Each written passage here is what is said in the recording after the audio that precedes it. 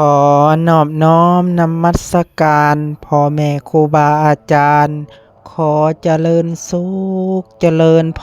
รออกตนญาติโยมญาติธรรมทั้งหลายมื้อนี้พ่อแม่ครูบาอาจารย์พระสงฆ์สามเณรก็ได้ออกมาบิณฑบาตโปรดญาติโยมชาวบ้านสีทอง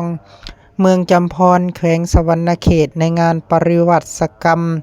วัดปากภูข้อบ้านบึกเมืองจำพรแขวงสะหวรรณเขตนำหน้าพาทางโดยพระอาจารย์ใหญ่กันหาติขญาโนเจ้าอาวาสวัดป่าภูข้อเนาะก็ขอโมทนานำออกตนญาติโยมทั้งหลายที่ได้มา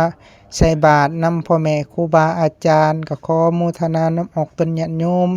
จงมีแต่สุขภาพแข็งแรงโชคหมานร่ำรวยอยู่เย็นเป็นสุขหายทุกข์หายโศกหายโรคหายภัยหายพยาธิโรคาปรารถนาสิ่งใดคอยไปโดยสอบประกอบด้วยศีลโดยธรรมนอนหลับให้ได้เงินหมื่นนอนตื่นให้ได้เงินแสนแบมือมาให้ได้แก้วมณีโชคโทษหายจะได้มาเบียดมาพานเด้อ